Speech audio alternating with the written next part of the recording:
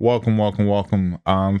Ladies and gentlemen, this is another episode of Too Tall Podcast with D and Q. Yes, you're noticing something. My co-host is not here, but there's a woman. Oh my God, is Derek straight? Is he dating females now? Oh my God, nah. I still love men, but I have a beautiful woman here. Her name is Danielle. I also was supposed to have another guest here. He was not able to be here, but the show must go on. And I thank you for coming out in this weather. It means a lot to me. I appreciate it. Thank you for having me out. Yeah. I appreciate it as well, being thought of. So I'm going to take a line from my favorite animation, The Simpsons. Bart Simpson used to say this, I'm Bart Simpson. Who the hell are you? I'm Derek J. Harrell. Who the hell are you? I'm Danielle Dejanay Ayana Buckery. Ooh, wow. Say that 10 times fast, right? No, but I'm Danielle. Pleasure. Danielle Buckery. Tell me a little bit about you, because AJ painted you as, correct me if I'm wrong. No, good. I said you're a muse, a designer, fashion designer. Oh, okay.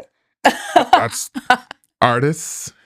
I'm an artist. Okay. I'm an actor. I'm a writer. Really? Every once in a while, someone seems to think I have a pretty decent fashion sense, and I thank them for it. Okay. But I wouldn't be so bold as to describe myself as a fashion designer. But if someone sees that in me, thank you. Yeah.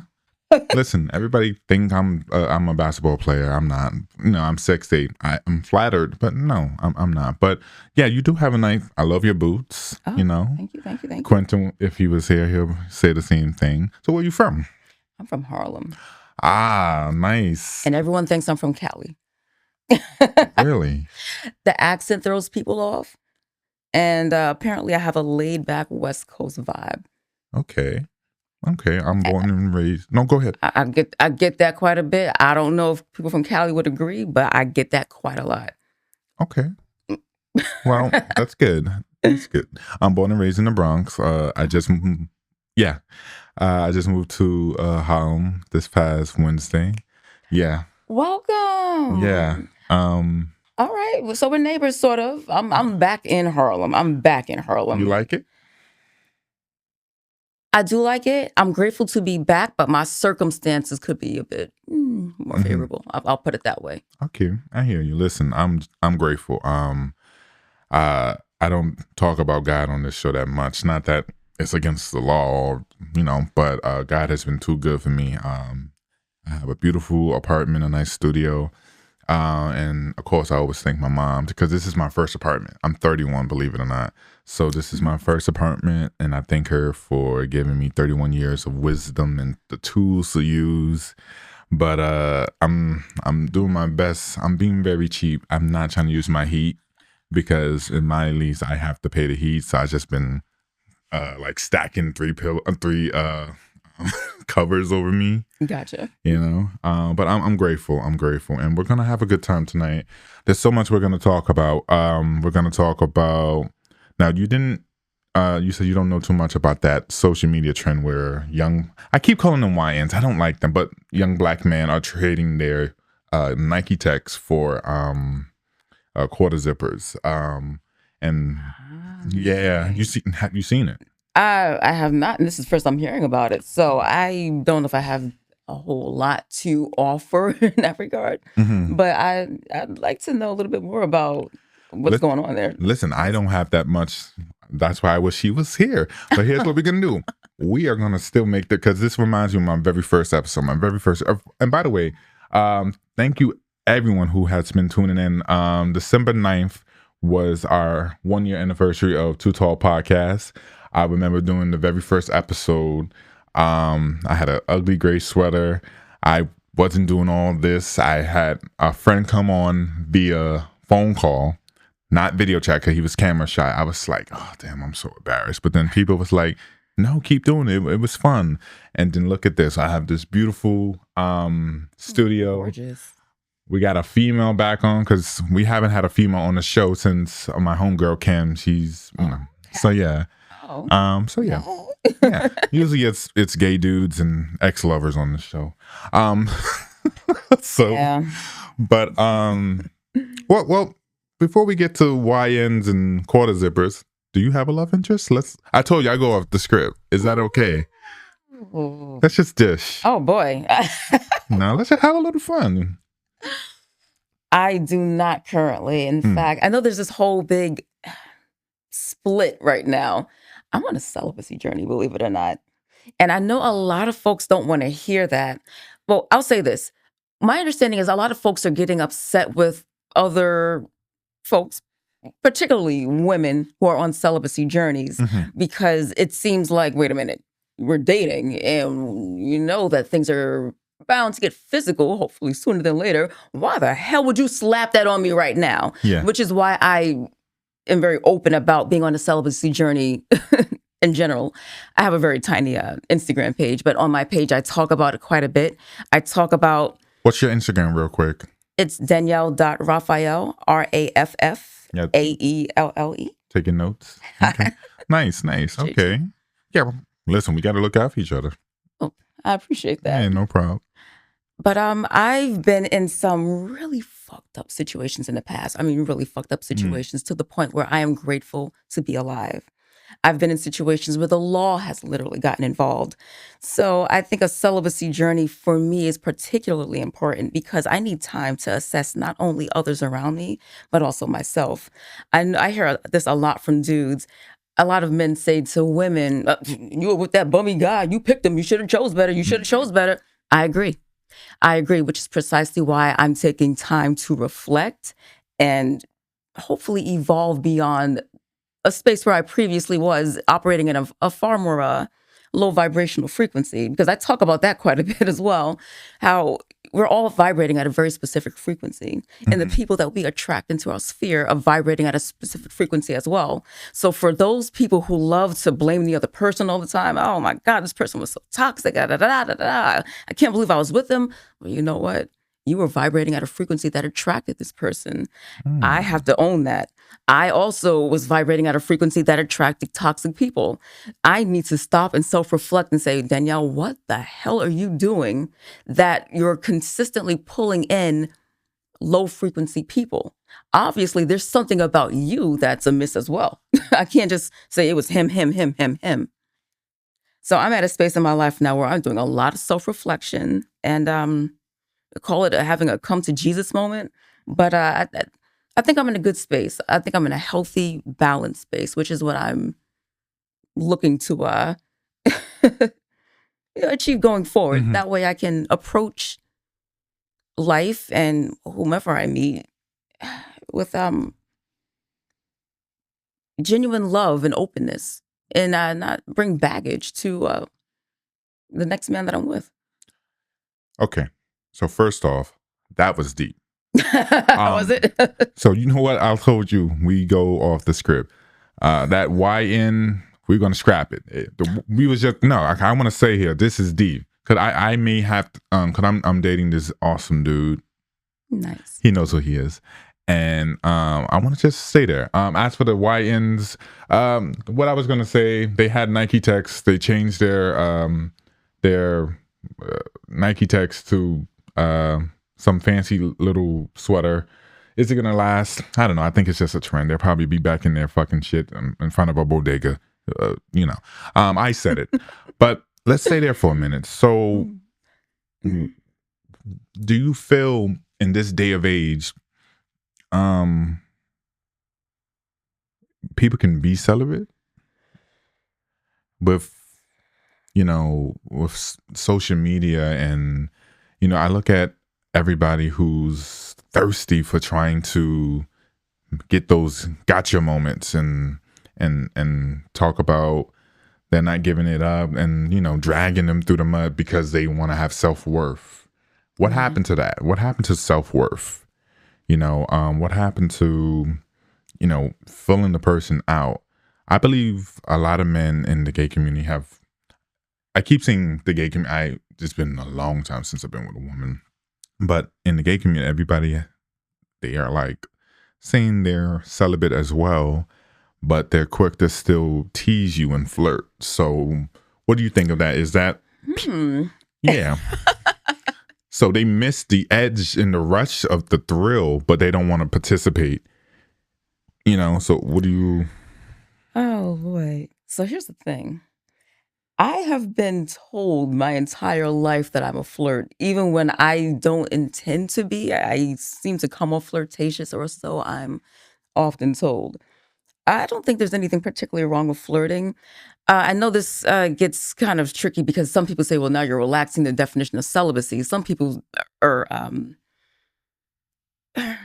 they're using the term celibate and they're not actually celibate, Mm, but they seem to like the label of, I guess, uh, being in in a pure state. hmm Even we're not talking about virgins, but I think they like the the label of being in a pure state.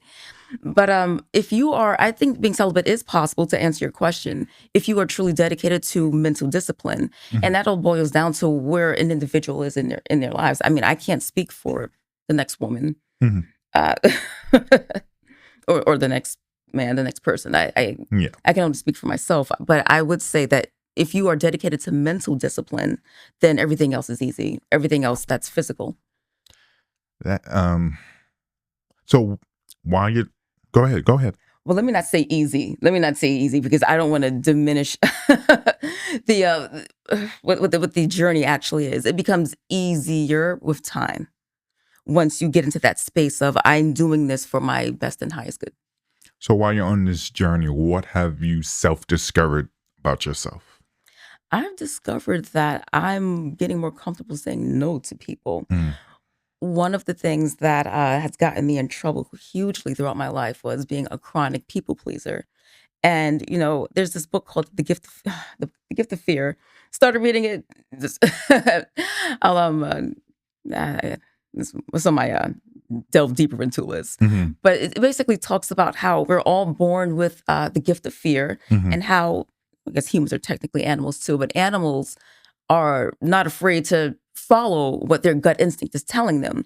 Whereas human beings, particularly women, have been socialized to ignore our gut instincts for the sake of not offending another person. And I've learned that throughout my life, I should have said no to a lot of things in hindsight. But because I was trying to be proper, trying to be a good wife, I didn't speak up on certain things that were potentially life saving in retrospect. So nowadays, when red flags pop up and certain sensations in my body also pop up with those red flags, I pay attention to those sensations in my body.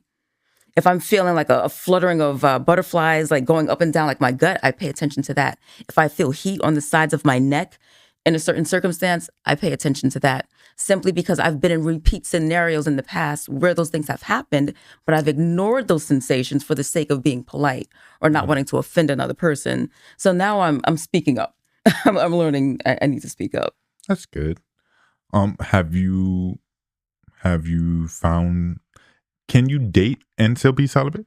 Because me and the guy that I'm dating, we're not, celibate. We would like to have sex, but we just been dating a lot and hanging out a lot. And there's nothing wrong with that. But, is sex part of a healthy relationship? I think sex is definitely part of a healthy relationship. But as for dating and being celibate, I would say that the two people involved would have to get real clear with each other on what the Mhm. expectation is up front. Because my understanding about the whole celibacy journey is, and the big frustration with that is two people begin dating and it's not made clear to the other person that one person is being celibate. And then when it's time to get physical, it's like, oh, I'm celibate, by the way. And the other person's like, wait, what the hold up, hold up, hold up, hold up. Yeah. So I think communication up Mhm. front Yeah. is key to moving in a healthy direction. Listen, and I don't want to keep bringing him up. Again, I'm not saying his name, baby. Relax. I'm not saying your name. But one of the things I like the most about him, the communication. I was literally telling him that yesterday. His communication, we discuss everything. We say what we want, what we need in this relationship.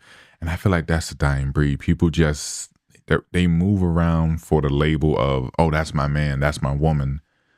But those labels come with responsibilities.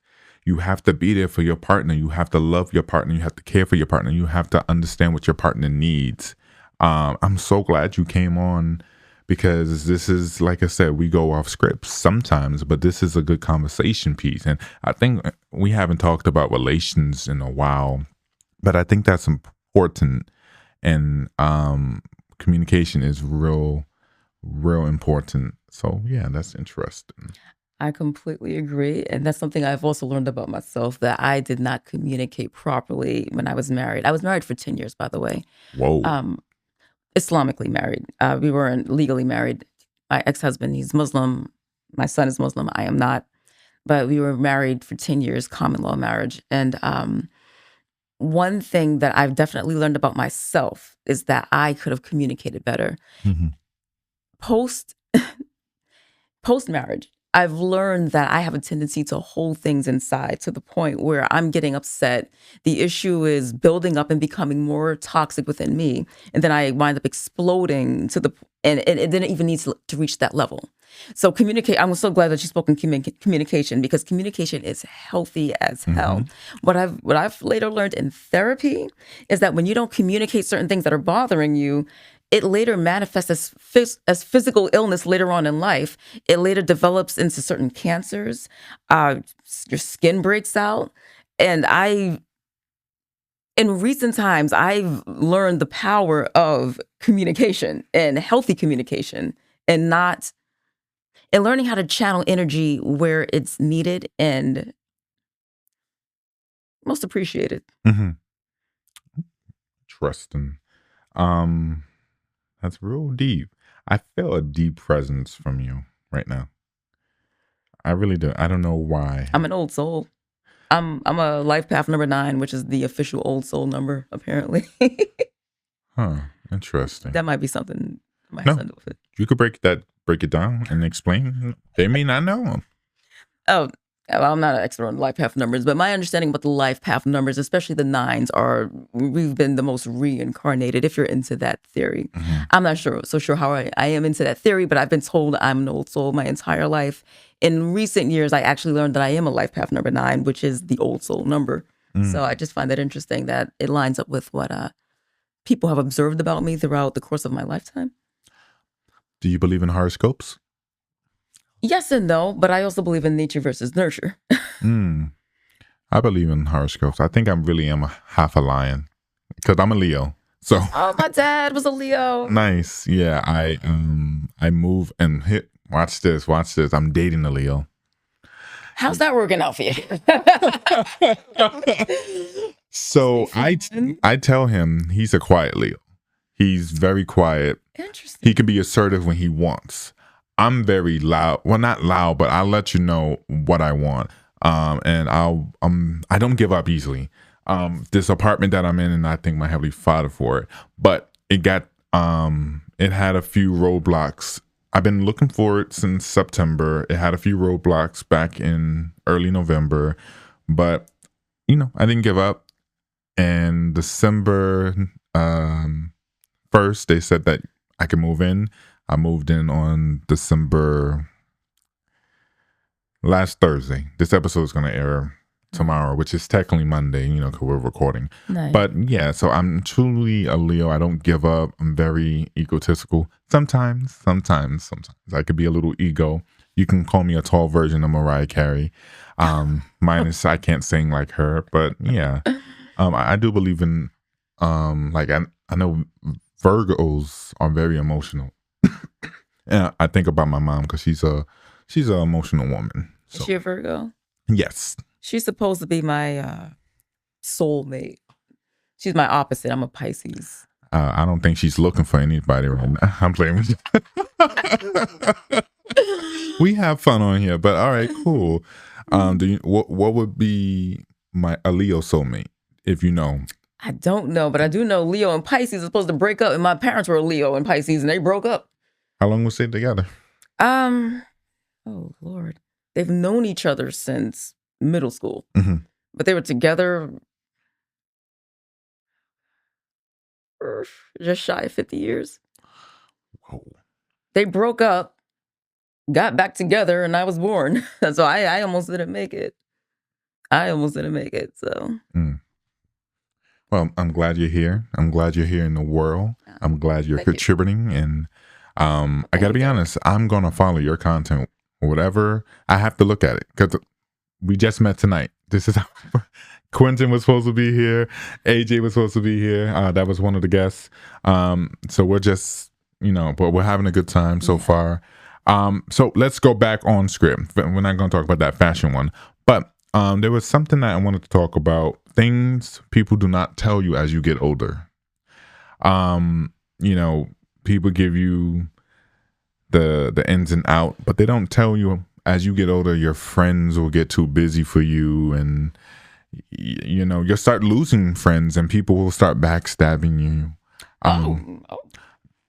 From my experience, I had two friends in my life, and we had a falling out. I truly do believe sometimes your friends are not gonna last forever. I don't think nothing lasts forever, and that's a dark way to think. But you know, I met them in middle school. So you're thinking, oh, we're gonna be best friends forever, and then you get into your early 20s and mid 20s, and things start to be a little different. They're not hanging out with you. You're not picking up your calls. Everybody's starting to try to build a life. But they're, what experience have you had that, you would have had the best advice for as you get older? Take a deeper look into religion. Really? Yeah. There's this thing where a lot of people who are born into the Christian faith convert to Islam because it's supposed to be a truer form of the religion. I don't want to get too much into religion, but I was Islamically married for 10 years, and I took the family's word at face value that they're good people, they're moral, they're upstanding. To make a long story short, the situation turned crazy where my ex-husband wound up hacking the smart TV in my bedroom. Um, I uh, I am very skeptical now of organized structures, be it religion or otherwise. But I would what a piece of advice that I would give to my younger self, for Hmm. instance, is question what's being presented to you as status quo. Question what's being presented to you as a form of purity. And don't just accept it at face value. It might be the purest, most beautiful thing. Then again, it might not be, but do a little deeper investigation. Explore a little further what you're getting yourself into. Do a little further investigation with the people that you're involving yourself with. Someone says, "Hey, I'm a good guy. I'm a man of God." Don't take him at face value. Pay attention to his actions. Pay attention to how he moves in his community, how he moves with his family, and you see if words align with the so-called thing that's being presented to you at face value. That's supposed to be this good, pure, wholesome, or even just structured thing. But that's something that really caught me off that caught me off guard. The whole marriage, I went into it sort of blindly and with blind faith, thinking this was the right thing to do. And no disrespect to the religion, but it was not the right thing for me to do. And it was presented to me as a better alternative to, I guess, the Christian the shortcomings in Christian values that I had been experiencing previously in my own life. So I was like, yeah, sure, why not? I'll convert to Islam. Really? Just like that? And I almost did. Oh, you almost. Almost did, but I didn't because the red flags became too blazing after a certain point. But stuck it out for 10 years because we had a son. Mm. And It would, if you don't mind me asking, how old is he? he's now 12. Nice. He's 12. Nice. Do you feel, because some parents nowadays, they are they're going above and beyond where they do not feel they want their child as they get older to figure out what they want to identify as for their if they want to identify as a male or female or whatever religion they want to choose. Yeah. When I was growing up, if I wasn't going to work or school or what, I don't know. If I wasn't going to church, I had to get out the house and do something. So my mom and any black household beated it in me that I attend church. Now I go to church whether she's there or not. So Nice. would you let your son decide his religion or whatever? Oh, we already have. Oh, he has. He's very proudly Muslim. He prays every day. He makes salat every day. Nice. And yeah, we support him. We support him. There was some talk early on about whether or not he was going to lean more towards, I guess, Islam or Christianity. But I guess my side of the family, I guess, is just Christian by default, the way a lot of people in this country are. Mhm. Whereas his father's family, I don't think it's fair to talk too much about them because they're not here, but flawed as they turned out to be, they were still practicing Islam more than we were practicing, I guess, Christianity openly. So that, I guess, lit up a inspiration in my son, Idris. Mhm. And he, That's his name? Idris, yeah. Wow. He openly, That's a nice name. oh, thank you. Kind of like a Idris Elba, and same pronunciation. Yeah, that's a lady killer name. He's going to be bringing home girls from daycare and whatnot. He's 12, so he's past the daycare Yeah. stage. That was stupid. But all right, interesting. How do you feel? And again, we go off script. We gonna wing it tonight because how do you feel about Madani, our new mayor elect? I'm happy to see a young. He's good looking, by the way. I don't know how you. He got a nice smile. I don't give a fuck if he don't get them buses, but he got a nice smile. If he can't make it free, he got a nice smile. He does have a nice smile. I'll give him that. Can't nobody take that away from him. Yeah. Him or Tupac. Yeah, Tupac. But how do you think it was like the end of the world when he won. People was like, and I understand their circumstances, but not all due respect, not every. I can hear Quentin saying, "Don't say that." So, not every Muslim caused 9/11. Okay, so why are we putting it at him? That's like saying every black person is gonna rob you because one bad apple. So we stereotype, but but yeah, give me your opinion. I'm actually excited to see what he's going to do. Yeah. I'm hearing now. I don't know if I haven't confirmed this or cross reference. Do you know if this is true? People actually have left the cities already. I don't know. I haven't physically seen, but I have heard a lot of people. Yeah, I've heard that people left the city in droves. Kind of like well, they're really upset. In fact, the commissioner of the FDNY, he resigned because Mandami won. Yeah. I'm excited to see what he's gonna do. This New York is such a melting pot of different backgrounds. People wasn't going crazy when Mayor Adams won. A black man, even though sometimes he was like a gangster, but some of his actions. But Yeah.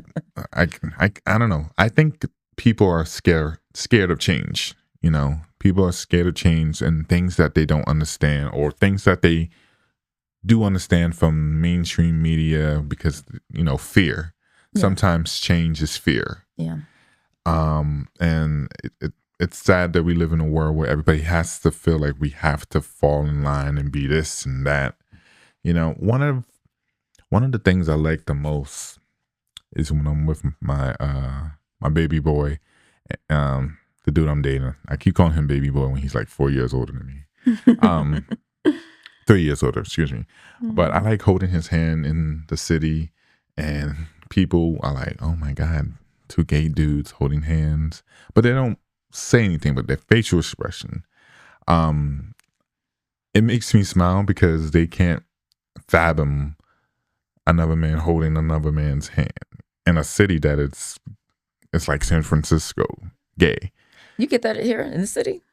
The faces, they don't say anything, but I get the faces, but one of the things I love about myself and he likes about me is I know how to be myself. I don't try to be nobody else. I don't want to be the next LeBron. I don't want to be That's what's a up. basketball player. It's just I want to be me, Derek J. Hall, and do what makes me happy. But you know, people put expectations. You know, like when people see me walking down the street, it's always, "Yo, you play ball? You play?"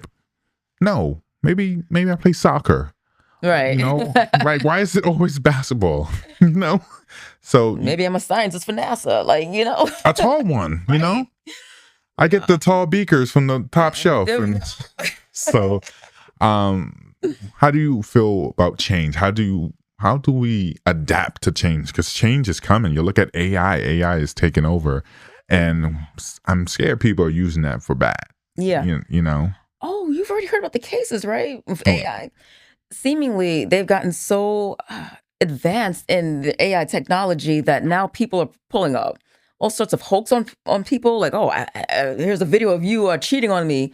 It was, really? yeah, pranks of cheating pranks. People committing crimes, which is a more serious one. And that's something I'm a little bit more concerned about, me having been hacked and all. So, like, Hey, we definitely got to go back there real quick because I don't want him hacking this podcast. So if not putting his business out there, I guess he was very IT savvy.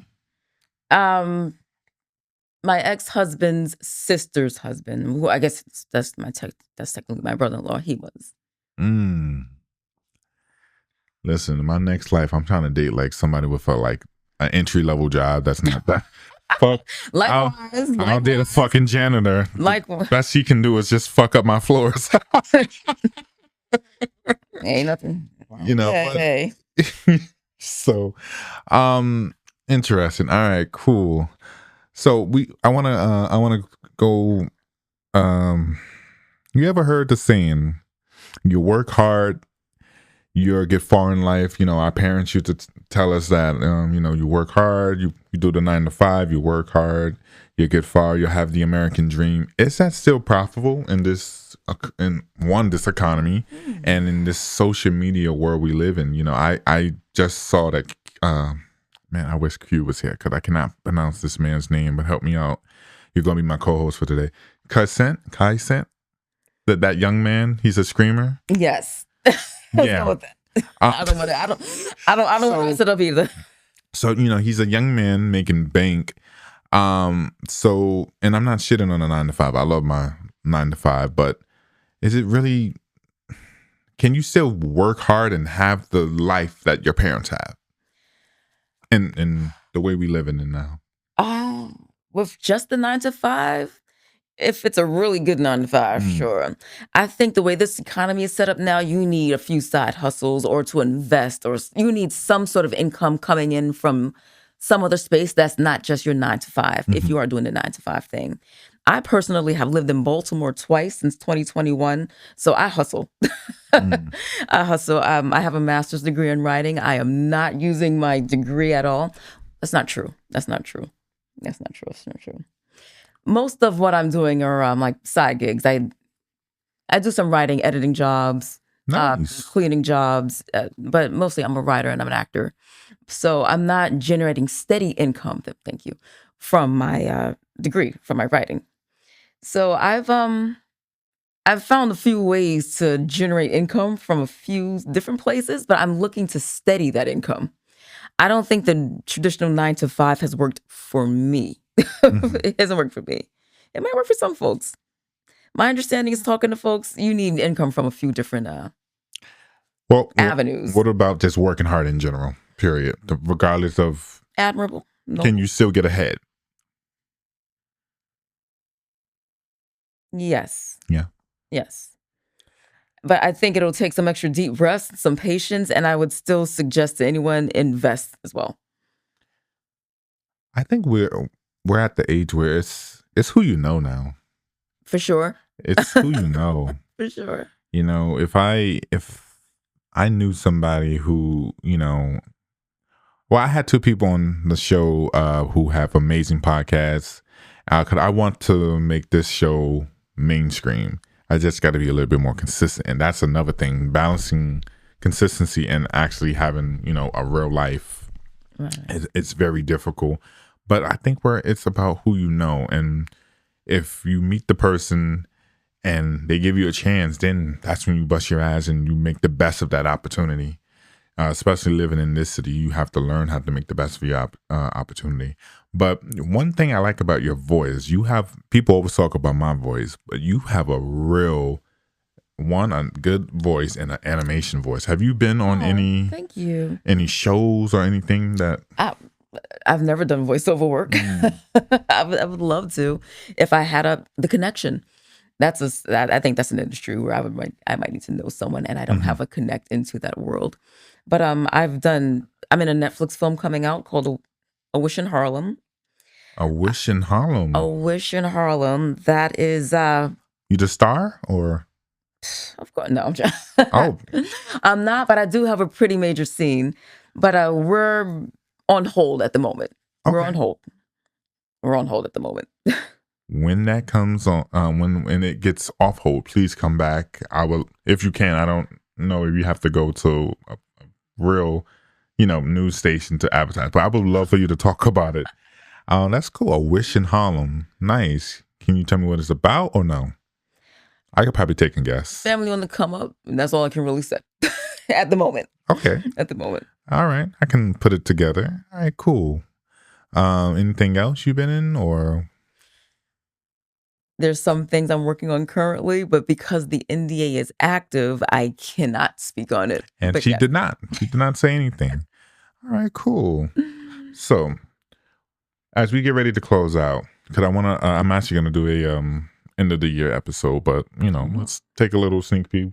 We got a few minutes left before I wrap this bad boy up. First of all, this was a good episode. I thank you so much for coming out. I miss Quentin. That's my boy. He's been my ride or die. I love him to death. I miss him too. I miss him so much. I wish he was here right now. Never even met him. AJ is such a gentleman. He's I'm pointing like he's here. He's an awesome dude, and he actually put me on to the dude that I'm dating now. So yeah, well, I would love to have you on, and we'll do this episode again.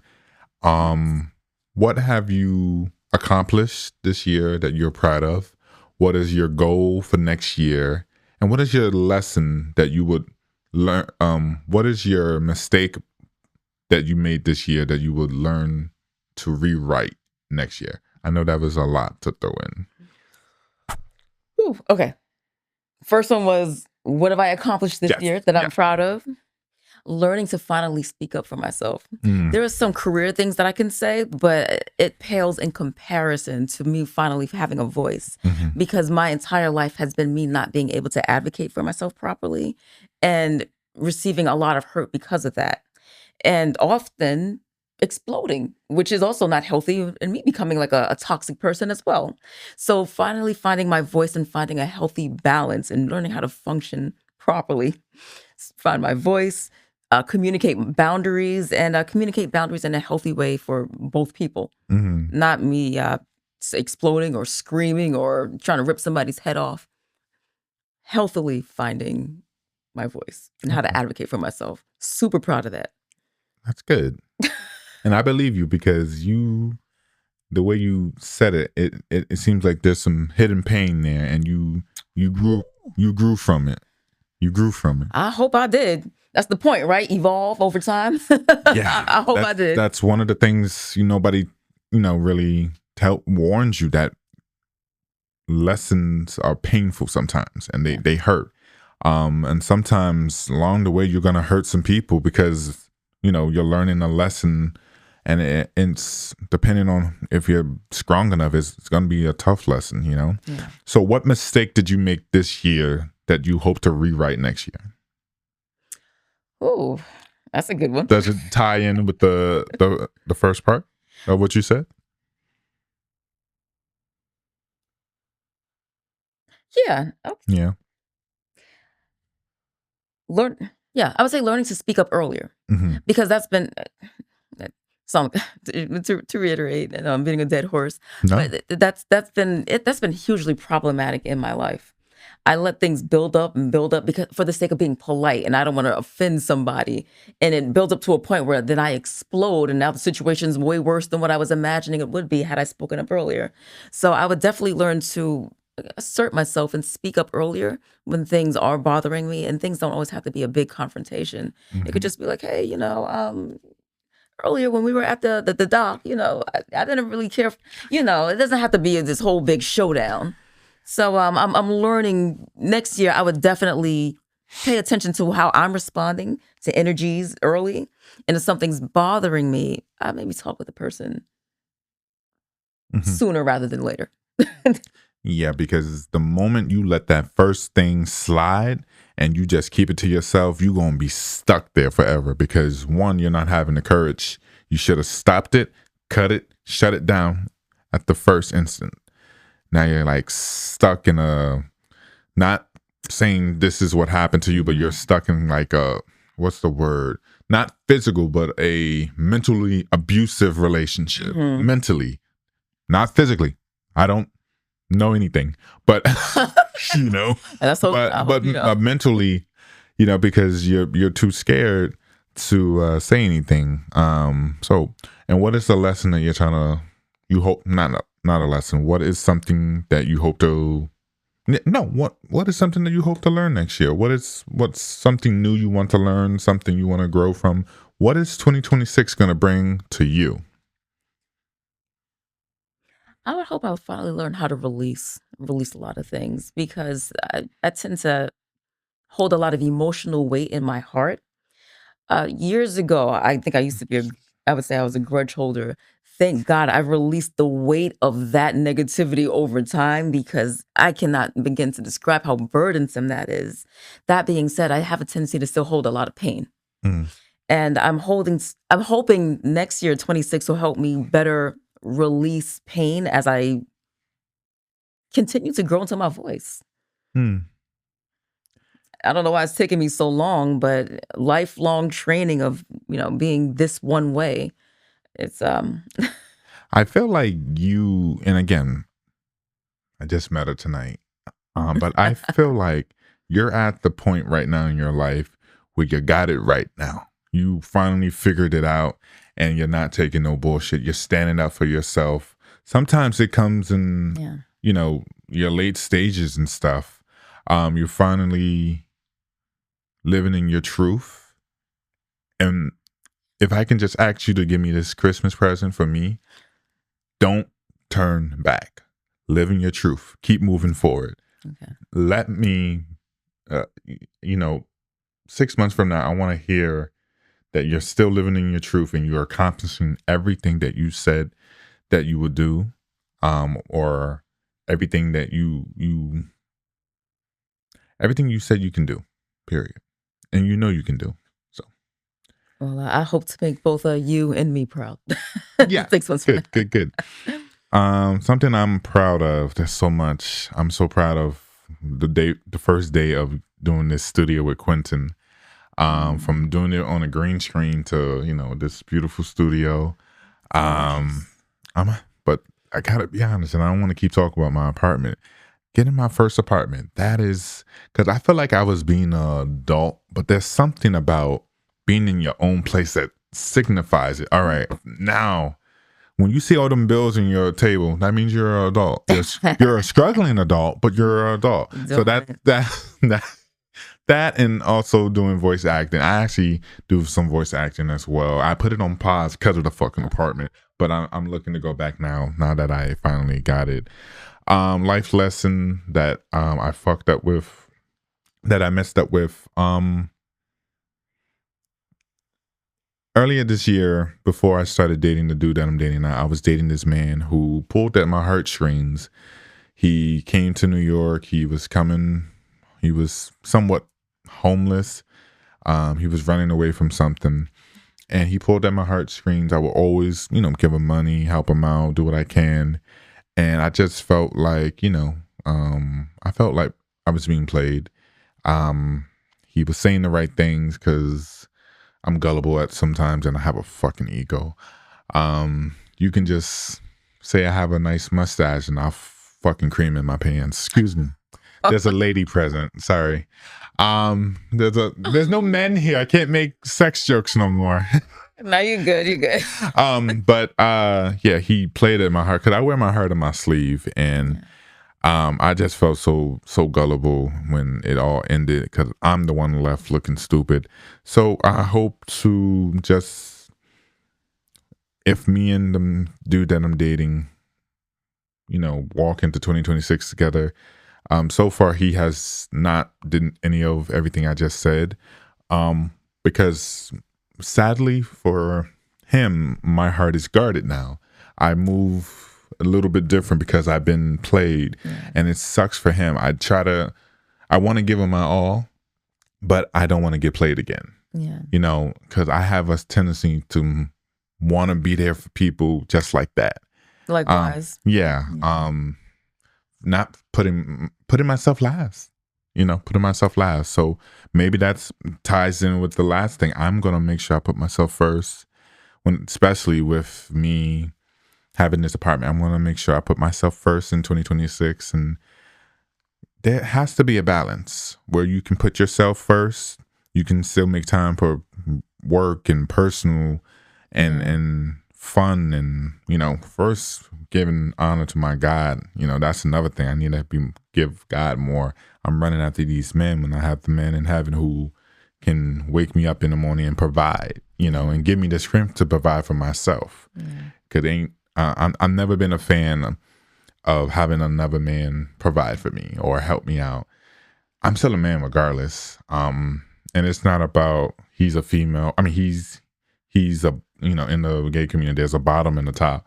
I used to think, oh, I'm the top, so I have to pay the bill. I have to be there. But I'm older now. It's more of I just want to be there for someone. Period. Forget the labels and everything. I just want to be there for someone. So that's what I hope to do with this man. That's awesome. Yeah. So thine own self be true. Yeah. Listen, thank you so much. I want to thank everybody who tuned in. I keep looking at our subscribers. We have like 110. It's nothing on, YouTube. There's more people who have more subscribers than me, but it's the fact that you guys are seeing something that me and Quentin are doing and you're tuning in, and I appreciate it. And I know we've been slacking on our episode drops and stuff, but I like to think in 2026 we'll be a little bit more consistent. We are going to do one more episode before the end of the year. Most likely will be a wrap-up episode. But thank you for everybody that tuned in. Please like, share, and subscribe, because you never know who's going to come and who might not be here. So I want to thank you again for coming, Danielle. Have a beautiful, blessed week. And Merry Christmas. Merry Christmas. Happy Hanukkah. Happy Kwanzaa. Happy Kwanzaa. Yeah. Happy holidays. Because, they can't say it. They can't say Merry Christmas at Walmart. They'd be like, Happy Holidays. Yeah. And I'd be like, no, say Merry Christmas. So, but that's a wrap. Also, I want to thank Danny. Danny, are you here? He's always leaving. I want to thank Danny as well, and have a beautiful, blessed night.